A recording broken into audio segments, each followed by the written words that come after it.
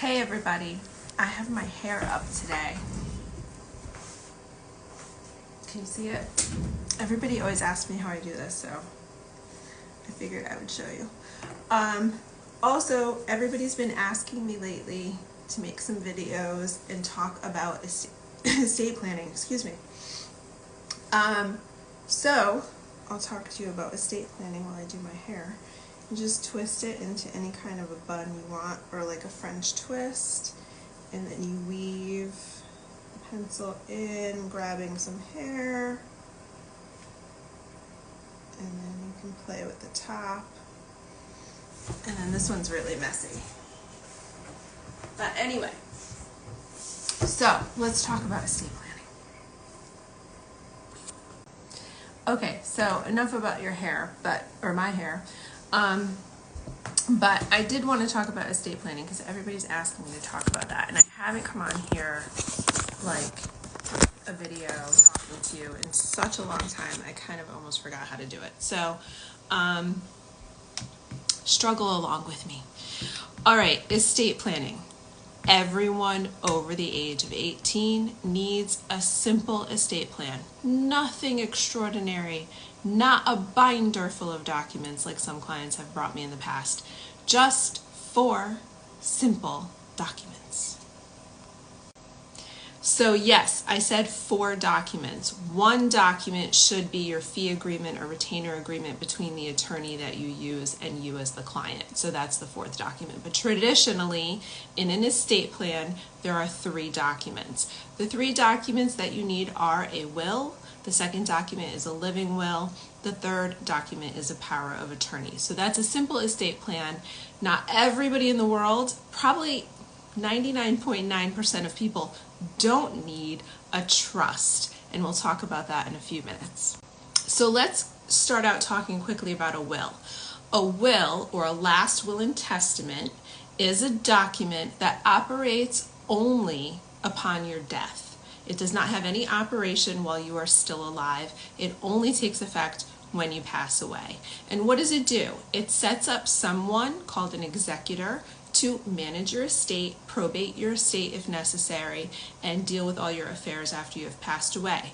It can also leave bequests or a legacy to someone. So if you name beneficiaries to take your estate, you can make certain devises or bequests to those people. I can leave jewelry to my daughter, tools to my son, money to my church, whatever I want to whoever I want, make it a person or an entity. So that's a will.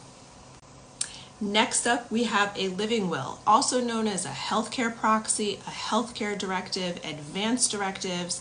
This does 3 things. Number 1, it names a physician in fact. That's the legal term.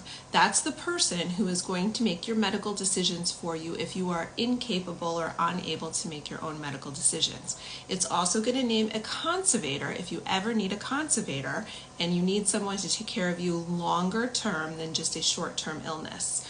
A conservator comes in and it acts kind of like a superpower of attorney, which we'll talk about in a few seconds. And then the 3rd thing a living will does is it makes organ donations. You can either donate some organs, all organs, none. So those are the 3 options with organ donations. And then if you decide to do an organ donation, you have to choose whether you want to do it for medical research purposes or all generic purposes or organ transplants only. And lastly, we have the power of attorney. The power of attorney is a simple document, and it just gives someone else, another trusted adult, the power to act on your behalf as you. So I can give power of attorney to my husband, and if I am out of the country, out of town, and I can't attend a closing, I can have my husband go and act as me and sign documents in my place and instead. You can also be incapacitated to make a power of attorney go into effect. Incapacitation could be you're in a coma. That's kind of a quintessential example of incapacitation. I can't make any decisions on my own, legal decisions, so I give someone else the power to act on my behalf. That's a power of attorney. Those 3 documents, will, living will, and power of attorney, plus the agreement that you have with the lawyer that makes it, makes a simple estate plan, and that's pretty much all anyone needs. I will also leave you with a few personal opinions, I don't think many people need a trust, and a lot of people get sold on this idea that they need a trust to protect their assets. Sometimes you do, don't get me wrong, but the majority of people probably don't need a trust. And the only time I can ever say for absolute certain that you would definitely need a trust is if you have minor children. So in my personal example, I have a husband and then I have a son, and my son is not over the age of 18, so he's a minor. So I would leave everything to my husband, and if my husband had predeceased me, then everything would go to my child, but my child couldn't take because he's not an adult. So I would name a trustee in what's called a pour over trust inside my will to protect the assets for my minor child. So I just want to wrap up by saying my name is Teresa DeGray, and I practice statewide in Connecticut in the areas of bankruptcy, divorce, litigation, mediation, probate, and estate planning. If you have a legal issue, please contact me. If I cannot personally help you, I will personally make it my mission to find someone in my extensive network to help you. And I just want to ask you, do you want more of these videos? Because if you do, I will certainly provide them. I'll start making videos on all kinds of different topics. If you have an issue or a topic that you want to raise to me, I will research it. I'll gather some information and do some videos for you.